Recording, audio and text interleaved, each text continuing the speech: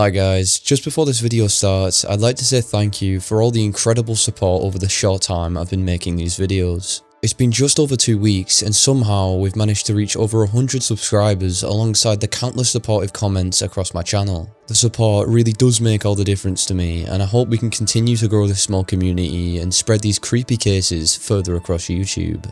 Thanks again, and now let's dive into the video. On January 30th, 2017, officers with the New Mexico State Police stopped a white cargo van traveling along US Highway 84 near Espinal, New Mexico. After bringing the vehicle to a stop, officers detained the two occupants, later identified as 32-year-old Jack William Morgan and his accomplice Samuel Brown, before placing them in separate patrol cars. As investigators searched the van and secured the scene, Morgan sat in the back of one of the patrol cars with an officer and at one point began singing Amazing Grace to him. The unusual exchange was captured by the camera inside the patrol car. Amazing grace, I once was lost. Inside the rear of the van, officers found a woman restrained on the floor. Her wrists and ankles had been handcuffed and chained to the vehicle. He dragged me out of the place and I fought so hard because I was like, this is how you die. She was immediately removed from the van and attended to by officers while Morgan and Brown remained in custody. As detectives retraced the suspect's movements, they discovered the events leading up to the traffic stop had begun earlier that day, more than 700 miles away in Las Vegas, Nevada. According to prosecutors, Morgan had recently separated from the victim and refused to accept that the relationship was over. He allegedly recruited Samuel Brown to help carry out the plan to abduct her. Brown travelled to the victim's apartment complex and went door to door until he found the correct apartment. After confirming she was home, he contacted Morgan, who forced his way inside moments later. Prosecutors said Morgan gagged the victim, dragged her from her apartment, and choked her unconscious before carrying her outside to the waiting van. He then handcuffed her wrists and ankles and chained her to the floor before the pair drove towards New Mexico. When the victim regained consciousness, she found herself trapped in the back of the van with no way of escaping. It wasn't until after the arrest that investigators discovered where the journey had been heading.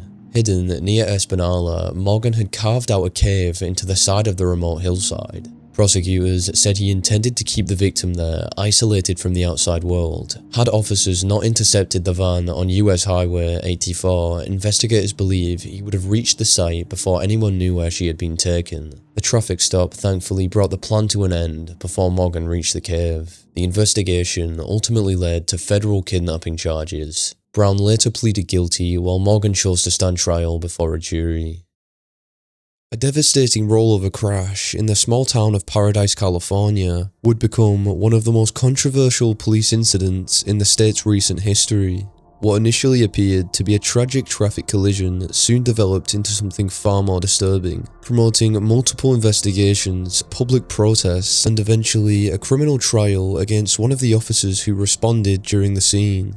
The story began shortly before the crash when 26-year-old Andrew Thomas left a local bar and started driving through Paradise with his headlights switched off. Officer Patrick Thease noticed the vehicle almost immediately and began following behind, likely intending to carry out a routine traffic stop. At that point, there was little to suggest that the encounter would become anything more than another traffic stop. But within moments, a series of decisions would leave 2 people dead and forever change the lives of everyone involved. Before Thease had the opportunity to initiate the stop, Thomas suddenly lost control of his vehicle, striking the center median before the car rolled over several times across the road. The crash was catastrophic. His wife was ejected from the vehicle during the rollover and tragically died at the scene, while Andrew remained trapped inside the overturned vehicle. Although seriously injured, he was still conscious and began desperately trying to pull himself out through one of the shattered windows as he fought to escape the wreckage. As Officer Thease arrived at the scene, Andrew continued forcing himself through the window of the overturned vehicle. According to the dashcam footage, Thease exited his patrol car, approached the wreck, and drew his service weapon while Andrew was still attempting to climb out. Then, before Andrew fully escaped the vehicle, Thease fired a single round, striking him in the neck.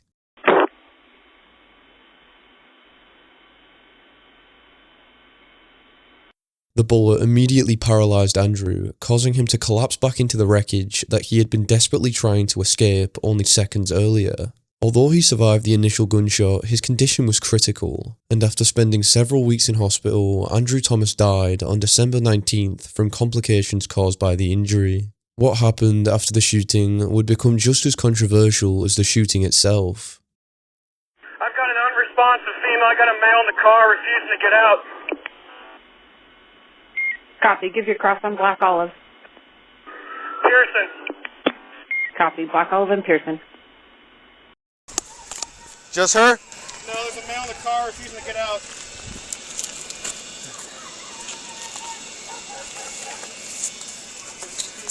Yep. Female, she comes flying out. Do her C-spine right now.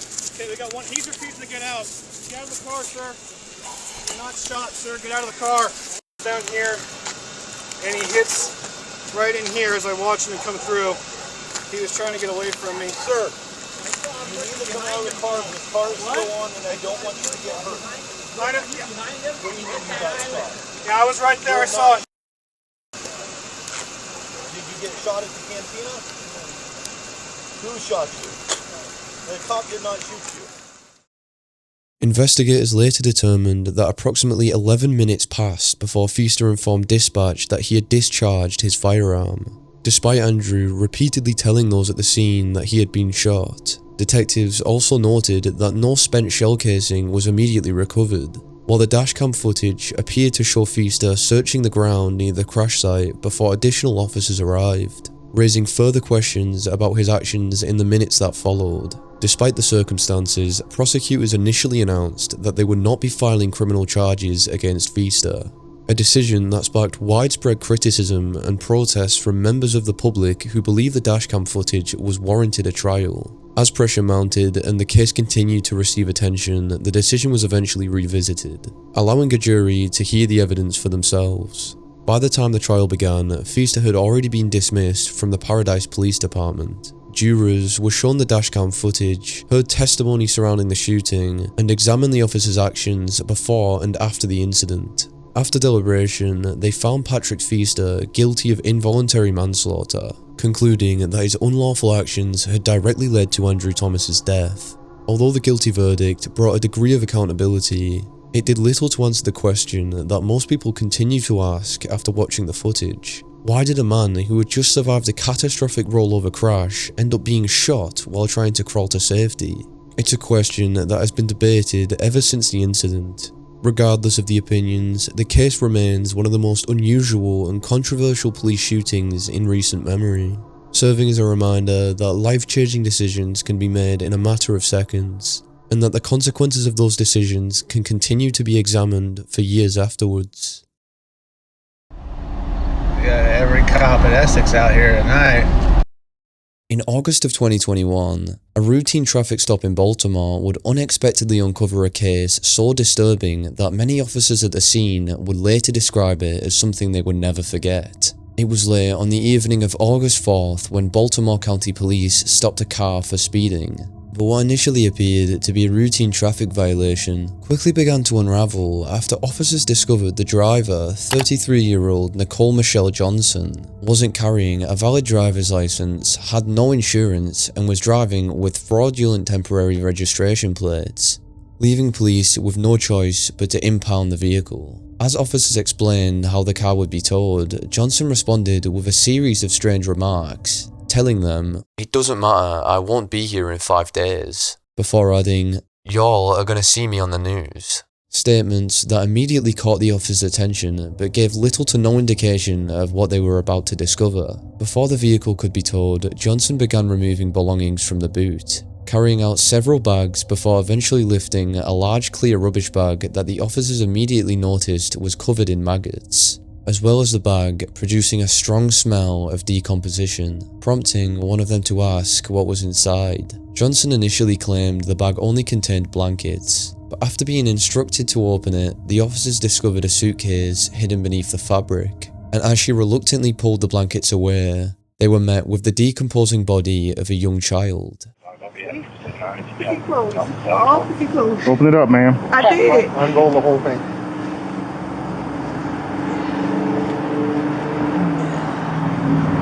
What? Open that up. Open that up.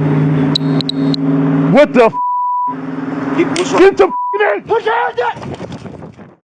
Almost immediately after the discovery was made, Johnson attempted to flee the scene on foot, but she was quickly caught and taken into custody. While officers continued searching the remaining containers she had removed from the vehicle, eventually they opened a black and yellow plastic storage tote, where they discovered another bag containing the remains of a second child. The victims were later identified as 7-year-old Jocelyn Johnson and her 5-year-old brother Larry O'Neill, siblings who had seemingly vanished without anyone outside their immediate family knowing what happened to them.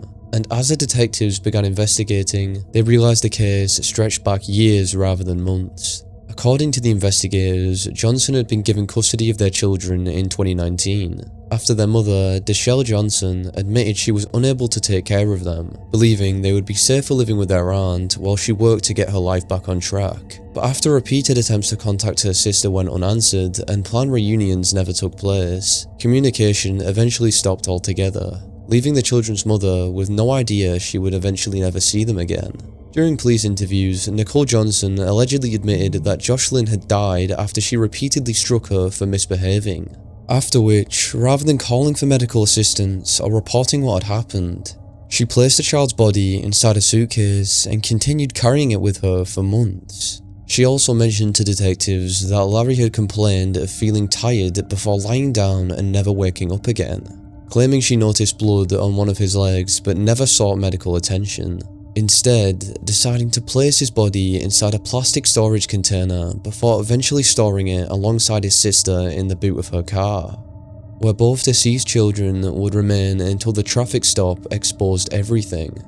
Perhaps one of the most shocking details to emerge from the investigation came during the children's autopsies, where medical examiners would find that 7-year-old Jocelyn weighed just 18 pounds, while 5-year-old Larry would weigh only 21 pounds. Figures that raised serious concerns about the conditions they'd been living in long before their deaths. What makes this case especially disturbing is how close it came to remaining undiscovered, because had Johnson not been stopped for what was initially nothing more than a speeding offence, investigators may never have searched the vehicle at all, allowing one of Baltimore's most horrific child abuse cases to remain hidden for even longer. Nicole Michelle Johnson was later charged with multiple offences, including first-degree child abuse resulting in death, failure to report the death of a child, and the unauthorised burial of a body. What begun as an ordinary traffic stop resulted in officers uncovering the remains of 2 children who had been hidden in the back of a car for months.